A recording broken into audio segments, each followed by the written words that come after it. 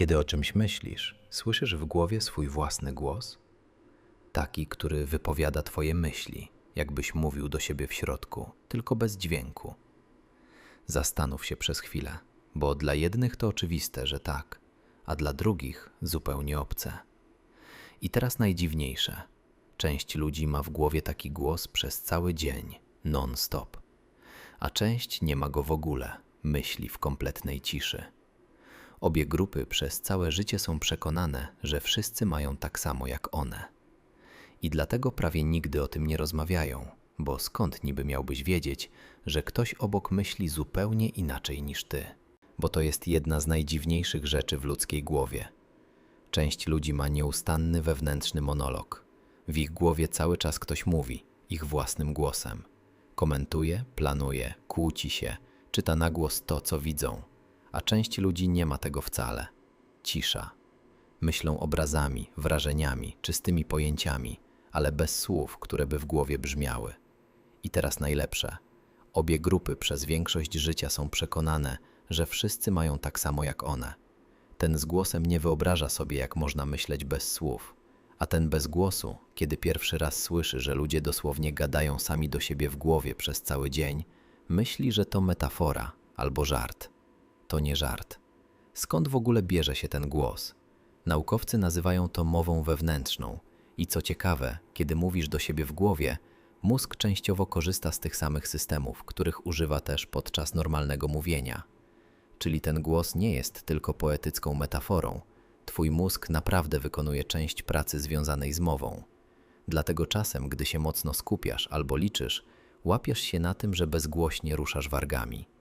To ten sam mechanizm, który po prostu odrobinę się wymknął. A skoro tak, to pojawia się pytanie, skoro jedni mają ten głos non-stop, a inni w ogóle, to czy to znaczy, że jedni myślą lepiej? I tu jest największe zaskoczenie. Nie. Brak wewnętrznego głosu nie oznacza gorszego myślenia. Oznacza inne. Ludzie bez monologu wewnętrznego świetnie rozwiązują problemy, tworzą, pamiętają, tylko robią to w innym formacie. Zamiast słów częściej operują obrazami albo abstrakcyjnym poczuciem sensu, które trudno ubrać w zdanie. To trochę tak, jakby jedni myśleli w podcaście, a drudzy w galerii zdjęć. Inny nośnik, ta sama moc. Co ciekawe, to nie jest sztywny podział na dwie grupy. To jest suwak.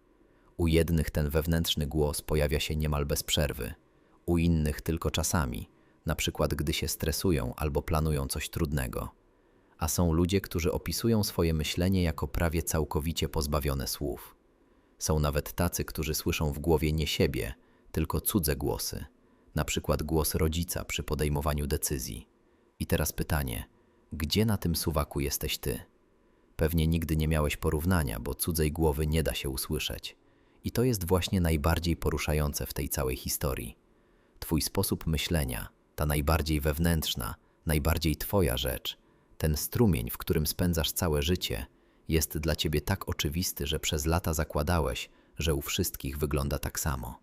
A być może osoba obok ciebie, ktoś bliski, myśli w kompletnie innym trybie i nigdy o tym nie rozmawialiście, bo skąd niby mielibyście wiedzieć, że jest o czym? Więc następnym razem, gdy będziesz się nad czymś zastanawiać, złap się na tym, jak dokładnie to robisz. Słyszysz głos, czy widzisz obraz? Płyną słowa, czy ciche pojęcia? Nie ma tu wersji lepszej i gorszej. Jest po prostu twoja i właśnie ją poznałeś odrobinę lepiej. Napisz w komentarzu, po której jesteś stronie, głos w głowie czy cisza, bo jestem ciekaw, jak to się u was rozłoży. A jeśli ten film sprawił, że spojrzałeś na własną głowę inaczej, zostaw łapkę w górę i zajrzyj na kanał po więcej historii o tym, jak naprawdę działa twój umysł.